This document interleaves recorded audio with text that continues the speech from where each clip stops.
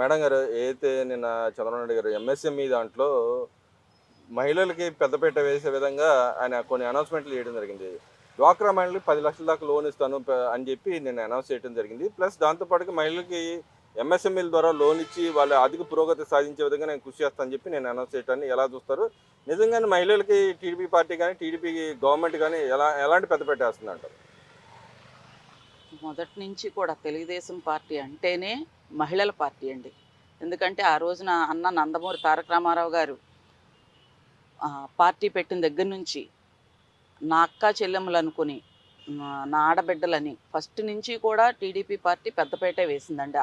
ఆనాడు 33% రిజర్వేషన్ ఇచ్చిన అన్న చంద్రబాబు నాయుడు గారేంటి, రామారావు గారేంటి, ఈ రోజున అదే తరహాలో చంద్రబాబు నాయుడు గారు, అలాగే లోకేష్ గారు, మిగతా పార్టీలో ఉన్న అందరూ కూడానండి, ప్రతి శాఖ మంత్రులు కానీ ఎక్కడికక్కడ అందరూ కూడా మహిళలకి మాకు చాలా ప్రాధాన్యత ఇస్తున్నారండి. రాష్ట్రంలో మహిళా అభివృద్ధి ఉంటేనే రాష్ట్రం బాగుంటుంది, దేశం బాగుంటుందనే ఒక నినాదం వచ్చిందే తెలుగుదేశం పార్టీలోనండి. మహిళలకు పెద్దపీట వేసిన పార్టీ ఏదైనా ఉందేనంటే అది ఏకైక తెలుగుదేశం పార్టీ ఒకటేనండి. డ్వాక్రా గ్రూపులు పెట్టారండి చంద్రబాబు నాయుడు గారు. అది మహిళలకి అది ఎంత పెద్ద ఊరట అంటే అంత పెద్ద ఊరటండి. మాకు పావలాల రుణాలు ఇచ్చిందే కానీ ఏది చేసినా సరే మహిళలకంటూ చేసింది తెలుగుదేశం పార్టీ. అలాగే ఇప్పుడు పార్టీలో ఉన్న మహిళా కార్యకర్తలే కానీ మహిళా మణులే కానీ ఈసారి ఎక్కువగా పనిచేసింది కూడా మహిళా మణులేనండి. ఎందుకంటే ఆ తెలుగుదేశం పార్టీ అంత పెద్దపీట వేస్తుంది కాబట్టి కార్యకర్తల దగ్గర నుంచి మహిళలు మొత్తం అందరూ కూడా కష్టపడి పనిచేసి ఈ రోజున కార్యవర్గ సభ్యుల కింద చంద్రబాబు నాయుడు గారు కానీ లోకేష్ గారు కానీ పదవులు ఇచ్చి ప్రోత్సహిస్తుంది మహిళలనండి. మహిళలకే ఎక్కువ ప్రాధాన్యం ఇస్తున్నారండి. అలాంటిది నిన్న చంద్రబాబు నాయుడు గారు ఇంకా మాకు అవకాశం కల్పిస్తామని ప్రకటించడం మాకందరికీ, రాష్ట్రంలో ఉన్న మహిళలకి, కార్యకర్త సోదరిమణులు అందరం కూడా చాలా ఆనందం వ్యక్తం చేస్తున్నామండి. చంద్రబాబు నాయుడు గారికి కృతజ్ఞతలు తెలియజేస్తున్నాం. అంటే ప్రతిసారి మహిళా సాధికారత ఉంటేనే మీరు అన్నట్టుగానే రాష్ట్రం డెవలప్మెంట్ అవుతుందని చెప్పి ఆయన కూడా చెప్తూ ఉంటారు. అంటే ఆ దిశగా అడుగులు ఎంత మాత్రం పడ్డాయి అంటారు? ఏ రకంగా వెళ్ళబోతుంది అంటారు? రేపు పొద్దున మహానాడు కూడా జరగబోతుంది, పార్టీ లైన్ ఒకటి అనౌన్స్ చేయడం జరుగుతుంది. గవర్నమెంట్ పరంగా ఎలాంటి వచ్చే అవకాశాలు మీరు భావిస్తున్నారు? చాలా అండి, చాలా ప్రోత్సాహకాలు కానీ మహిళలు ఏది అడిగినా సరే, అంటే ఇండస్ట్రీల కింద తయారు చేసి మహిళల్ని అభివృద్ధి అనేది మహిళలతోటే సాధ్యం. ఒక ఇంట్లో మహిళ ఆర్థికంగా కానీ స్వతంత్రంగా కానీ అన్నిటిలో కూడా ముందుంటేనే ఆ కుటుంబం ముందుకు వెళ్తుంది అనేది ఒక బాబు గారు ఆలోచన అండి. అది 100కు 100 పాళ్ళు నిజమండి. ఎందుకంటే మా ఇంట్లో నేను ఆరోగ్యంగా ఉండి ఆరోగ్యం గురించి కూడా మొన్న చెప్పడం జరిగిందండి చంద్రబాబు నాయుడు గారు, ప్రతి కుటుంబానికి ఒక ఇది చేస్తానని. అంతలాగా ఒక కుటుంబం గురించి, అంటే రాష్ట్రంలో ఉన్న ప్రతి కుటుంబం గురించి ఆలోచించే ఏకైక వ్యక్తి ఎవరైనా ఉన్నారంటే చంద్రబాబు నాయుడు గారండి. అది కూడా మహిళల ద్వారా అయితేనే సాధ్యం అవుతుంది అని ఆయన ఆలోచించి ఈ విధానాన్ని తీసుకొచ్చి ముందండి ఇంకానండి మాకు ముందు ఇంకా కూడా ఎంతో ప్రోత్సాహం ఉంటుంది టీడీపీ పార్టీలో. మేము అందరం కూడా రాష్ట్రాన్ని అదే విధంగా మమ్మల్ని ఎంత అయితే ప్రోత్సహిస్తున్నారో మేము పార్టీనే కానీ రాష్ట్రాన్ని కానీ మేము కూడా అంతే ముందుకు తీసుకెళ్ళడానికి ప్రతి ఇంట్లో ఉన్న ప్రతి మహిళ కూడా కృషి చేయడానికి సిద్ధంగా ఉన్నామండి. ఒక మహిళగా చెప్పండి, నిజంగానే చంద్రబాబు నాయుడు గారి గవర్నమెంట్ గ్రాఫ్ పడిపోయింది అంటే 2 సంవత్సరాలు గ్రాఫ్ పడిపోయింది అని చెప్పి నేను అంబటి రాంబాబు లాంటి నాయకులు మాట్లాడుతూ ఉన్నారు. నిజంగా మీకు గ్రాఫ్ పడిపోయిందండి? గ్రాఫ్ పడిపోవడానికి అక్కడ వచ్చింది చంద్రబాబు నాయుడు గారండి. మేము ఏరి కోరి ఈ గత 5 సంవత్సరాలు ఉన్న సైకో పాలన తరిమి కొట్టి 11 సీట్లు పరిమితం చేసి కలిసి వచ్చిన పవన్ కళ్యాణ్ గారినే కానీ మోడీ గారినే కానీ కలుపుకొని మేము ఓట్లేసి చంద్రబాబు నాయుడు గారు వస్తేనే మనం రాష్ట్రంలో మనగలుగుతాం.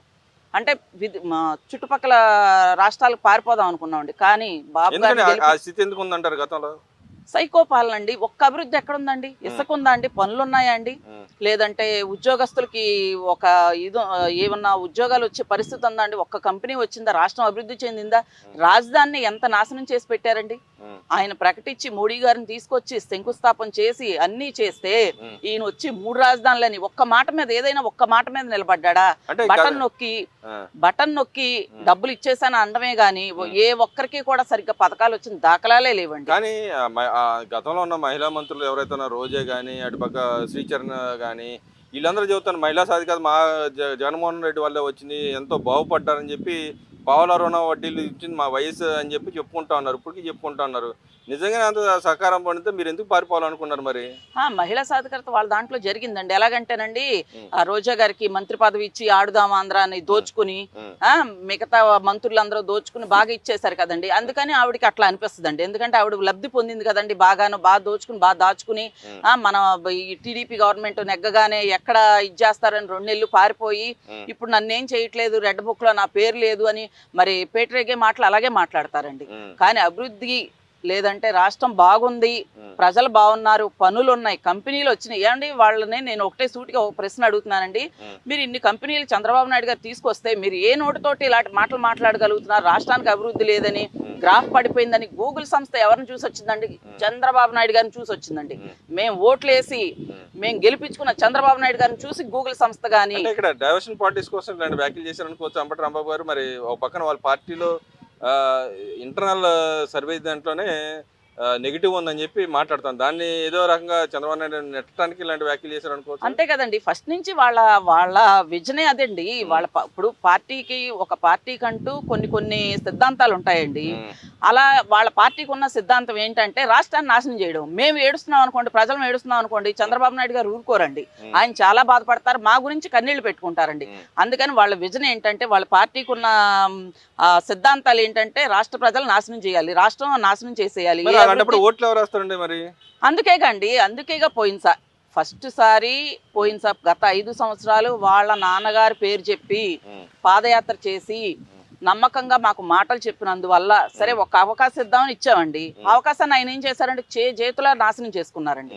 చేతుల నాశనం చేసుకుని వాళ్ళ మంత్రులండి, వాళ్ళు ఒక్కళ్ళైనా సరే నోటితో ఒక్క మంచి మాట మాట్లాడిన మాట కానీ, ఒక్క మంచి పని చేసింది కానీ, ఒక అభివృద్ధి చేసింది కానీ, ఏ రోజునైనా జనాల మధ్యకి వచ్చింది కానీ ఏదన్నా ఉందండి? ఏదీ లేదు. గతంలో చేసిన తప్పులు ఇప్పుడు ఈ గవర్నమెంట్ వచ్చిన తర్వాత మహిళల మీద వ్యవహార శైలి కూడా ఇప్పుడు మారే అవకాశం ఎంత మాత్రం రేపొద్దున రోజుల్లో మళ్ళీ మహిళలు వాళ్ళకి పెద్దపీట వేసే అవకాశం ఉందంటారా? పొరపాటును కూడా లేదండి. మీరు ఏ గడపకైనా రండి, మా వీధిలోకి రండి, ఏ గడపకు వచ్చి మీరు అడిగినా సరే పొరపాటును కూడా వాళ్ళు మళ్ళీ రానిచ్చే ప్రసక్తే లేదండి. ఎందుకంటే వాళ్ళు మాకేదో ఇవ్వలేదు, పథకాలు ఇవ్వలేదు, లేదంటే ఫ్రీగా ఏది ఇవ్వలేదని కాదండి. రాష్ట్రాన్ని నాశనం చేసినందుకు 3 రాజధానులని, రాజధాని రైతుల్ని అన్ని సంవత్సరాల పాటు 5 సంవత్సరాల పాటు వాళ్ళు నిరాహార దీక్షలు చేసి తిండి తిప్పలు లేకుండా ఉంటే నువ్వు ప్యాలెస్ కట్టుకుని నీ మంత్రులందరూ విదేశాల్లోని లేదంటే దోచుకుంటూను ఇలాగ రాష్ట్రాన్ని నాశనం చేసినందుకే మాకు ఇంత బాధ అండి. 5 సంవత్సరాల పాలనని 20 సంవత్సరాలు వెనక్కి నెట్టారండి రాష్ట్రాన్ని. అంతేగాని మాకేదో ఉచితాలు ఇవ్వలేదని కూడా కాదు. బటన్ నొక్కావు, ఇవ్వలేదు, అవన్నీ సరే, కానీ రాష్ట్రాన్ని ఏం అభివృద్ధి చేసావు? ఇప్పుడు చంద్రబాబు నాయుడు గారు ఏం చేస్తున్నారు? మాకు బటన్ నొక్కినా, డబ్బులు ఇచ్చినా, రాష్ట్రానికి అనేక సంస్థలను తీసుకొచ్చినా, ఎక్కడ లేని విదేశాల్లో ఉన్న కంపెనీలను తీసుకొచ్చినా, లేకపోతే ఐటీ పరిశ్రమను అభివృద్ధి చేసినా, లేకపోతే నిమ్మల రామానాయుడు గారండి ప్రతి గడపకి ఏ మంత్రులైనా సరే కంపెనీల పేరుతో దోచుకుంటున్నాడు అని చెప్పి మాట్లాడుతూ ఉన్నారు కదా. కంపెనీల పేరుతో దోచుకోవడానికి, రాష్ట్రాన్ని అభివృద్ధి చేయడానికి తేడా తెలియని మీరు అంత పరిజ్ఞానం లేని రాజకీయ నాయకులని రాష్ట్ర ప్రజల కింద మేమైతే అనుకోవట్లేదండి. మీకు అసలు అంత పరిజ్ఞానం లేకుండా మీరు అలాంటి మాటలు ఎలా మాట్లాడుతున్నారు? ఏమండి వచ్చిన సంస్థలకు తెలియదండి? రాష్ట్ర ప్రజలు మేము చూస్తున్నాం టీవీలో, వాటిలో పత్రికా మీడియా వాళ్ళు ఉన్నారు, వాళ్ళకి తెలియదండి? రాష్ట్రంలో ఎంతో మంది ప్రముఖులు ఉన్నారు, వాళ్ళకి తెలియదండి? దోచుకుంటున్నారు, రాష్ట్రాన్ని అభివృద్ధి చేస్తున్నారు. అంటే చంద్రబాబు నాయుడు ఔరంగజేబులు అంటాడంట కదా, కరుణాకర్ రెడ్డి మాట్లాడుతూ ఉన్నాడు, వాళ్ళ తమ్ముడే తిడతా ఉన్నాడు, వాళ్ళ తమ్ముడిని బెదిరించాడు అని చెప్పి మాట్లాడుతూ ఉన్నారు. నిజంగానే చంద్రబాబు నాయుడు గారు ఔరంగజేబులు అంటాడా? ఏమండి అసలు ఆ ఔరంగజేబు గారు కానీ, లేదంటే ఇంకొక అక్బర్ గారు, లేదా ఇంకొక అప్పుడున్న వాళ్ళు వీళ్ళకి ఏమండి వీళ్ళేమైనా చూసారండి ఆయన ఎలాంటి? ఆయన ఔరంగజేబు గారు వీళ్ళేమైనా ఆయనకి సలహాదారులు అండి అలా మాట్లాడటానికి? అలాంటి మనిషి అని చంద్రబాబు నాయుడు గారిని అనడానికి మీకు వర్తిస్తాయేమోనండి. ఎందుకంటే మీకు అలాంటి పుస్తకాలు అవన్నీ చదివి ఆయన ఎలాంటి ఆయనో తెలుసుకుని అలాంటి పురారత్వం పనులన్నీ మీరు మీ గత 5 సంవత్సరాలు చేశారు కాబట్టి మీకు అలాంటి పోలికలు మీకు ఇదే అవుతున్నాయండి. అంటే ఇక్కడ సొంత తమ్ముడే ఎక్కి రానివ్వలేదు, ఆయన తిడతాడు, తన్నాడు అని చెప్పి మాట్లాడుతాడు కరుణాకర్ రెడ్డి. నిజంగా అసలు జరిగిందంటారా? అంటే మేమైతే చూడలేదండి, రాష్ట్ర ప్రజలుగా మేమైతే చూడలేదు. మేము చూసింది ఏంటో చెప్పమంటారండి? జగన్మోహన్ రెడ్డి గారి ఫ్యామిలీలో తల్లిని చెల్లిని బయటికి పంపించేసి, సొంత బాబాయిని చంపించి గొడ్డలతో, తమ్ముడిని రక్షించుకుని, అవినాష్ రెడ్డిని రక్షించుకుని, సునీతమ్మని ఏడిపించి, అంటే మీ బాబాయ్ కూతురే కదండి, మీ బాబాయే కదండి మీరు చంపించింది, అవన్నీ అయితే మాకు తెలుసండి. అవన్నీ అయితే మేము చూసాము. ఫ్యామిలీలో ఇలాగా బాబాయిని చంపించడాలు, లేదంటే అన్నదమ్ములు కలిసి ఆ చెల్లుళ్ళని ఏడిపించడాలు, కన్న తల్లిని ఆస్తుల కోసం లేదంటే పదవుల కోసం రోడ్లు పాలు చేయడాలు, ఇవన్నీ అయితే మేము రోజు చూస్తున్నామండి టీవీలో. మరి ఈరోజు ఏదైతే విద్యా వ్యవస్థలో మార్పులు తెచ్చాయని చెప్పుకున్నాం, లోకేష్ విద్యా వ్యవస్థలో సీట్లు అమ్ముకున్నారు, స్పోర్ట్స్ కోటా సీట్లు అమ్ముకున్నారు, ఇంకో పక్కన విద్యా కానుక ఆల్రెడీ ఎత్తేసారని చెప్పి మాట్లాడుతున్నారు. దాంట్లో నిజం ఎంత ఉందండి? అసలు విద్యా కానుక ఎత్తేయడానికి ఇంకా ఎక్కడండి? స్కూళ్ళు ఎక్కడ తెరిచారండి? స్కూళ్ళు తెరిస్తేనే కదండి మాకు పథకం పడ్డది లేనిది. మా స్కూల్ వాళ్ళు చెప్పినా, మళ్ళీ అయితే మా బ్యాంక్ అకౌంట్ చూసుకోవడానికైనా మా స్కూల్ ఇంకా తెరవలేదు కదండి. మా పిల్లలు హైయర్ క్లాస్కి వెళ్తేనే కదండి అమ్మఒడి తల్లికి వందనం పడేది. అంటే మీరు అప్పుడు చేశారు కదండి అమ్మఒడి అని, ఒక్కటి కూడా సరిగ్గా వేయకుండా 1 సంవత్సరం వేసి 4 సంవత్సరాలు ఆపేసి అన్నీ చేశారు కదా. అది అందుకని మీకు అట్లా అనిపిస్తుందేమోనండి. ఖచ్చితంగా స్కూళ్ళు తెరిస్తే ఖచ్చితంగా మాకు అన్ని పథకాలు వస్తాయని మేము, ఏమండి మాకు ఉచిత పథకాలు వద్దండి, మేము చెప్తున్నాం రాష్ట్ర అభివృద్ధే కావాలండి మాకు. లోకేష్ గారు టికెట్లు సీట్లు అమ్ముకున్నారని చెప్పి మాట్లాడుతున్నారు. అంత కర్మ ఆయనకి ఏం పట్టిందండి? మీ దాంట్లో మీ మంత్రులు ఆ రోజున చేశారు కదండి, అందుకని అన్ని పార్టీల వాళ్ళు అలాగే చేస్తారు. మీకు సరేనండి అమ్ముకున్నారు, మీరు నిరూపించండి దమ్ముంటే. సిబిఐ ఎంక్వైరీ కూడా డిమాండ్ చేస్తాను. చెయ్యండి సిబిఐ ఎంక్వైరీ చేయించండి. మీకు దమ్ముంటే కనుక నిరూపించి మాట్లాడండి. అవాస్తవాలు మాట్లాడితే రాష్ట్ర ప్రజల కింద మేము నమ్మేసి ఏదో మీకు సానుభూతి చూపిస్తామని పగటికల్లలు మాత్రం కనొద్దని మీ ద్వారా తెలియజేస్తున్నాను. ఖచ్చితంగానండి. ఇప్పుడు మీరు ఎలాగైతే ఇప్పుడు లోకేష్ గారు ఏదో చేసేసారని ఎలాగ అడుగుతున్నారో మీ మీద కూడా మీరు అలాగా ఖచ్చితంగా మీ మీద కూడా సిబిఐ వేసి రోజా గారి మీదే కానీ, పార్టీలో ఉన్న మొత్తం వాళ్ళ ఎమ్మెల్యేల మీద కానీ, జగన్మోహన్ రెడ్డి గారి మీదే కానీ ఏమండి అసలు 5 సంవత్సరాలు మీరున్నారండి. మీ బాబాయ్ కేసు ఎందుకు బయట తీలేపోయారు? మీరు చంద్రబాబు నాయుడు గారు చంపారని అపోహేసేస్తున్నారు. అదే 5 సంవత్సరాలు మీరు ఎందుకు ఇచ్చేయలేకపోయారు? ఈ రోజు కూడా ఎందుకు పోరాడట్లా? మీరు దొంగలు, మీరు హత్యాదారులు, మీరు. నేను అదే కన్నెర్ర చేస్తే ఎవరినైనా లేపేస్తా అని చెప్తా ఉన్నాడు కదా. అంతేనండి. ఆయన అప్పుడు అలాగే కదండి. వాళ్ళ బాబాయ్తో ఏదో ఇష్యూ వచ్చిందండి, ఆయన లేపేశాడు. ఆయన హత్య రాజకీయాలు కాబట్టి అలా మాట్లాడుతున్నాడండి. ఈ రోజు కూడా వాళ్ళ పంద ఇంత కూడా మారలా. మేము 11 సీట్లు పరిమితం చేసి ఇంట్లో కూర్చోబెట్టినా వాళ్ళ క్రూరత్వం కానీ, సైకోపాలన కానీ, వాళ్ళ మాట తీరు కానీ ఏ విధంగా ఉన్నాయో, అంబటి రాంబాబు గారిని చూసినా, ఒక రోజా గారిని చూసినా, నాని గారిని చూసినా, ఎవరిని చూసినా సరే మాకు ఇదే గుర్తొస్తుందండి. వీళ్ళని ఈసారి 11 సీట్లు కాదు, రాష్ట్రంలోనే పార్టీనే భూస్థాపితం చెయ్యాలి.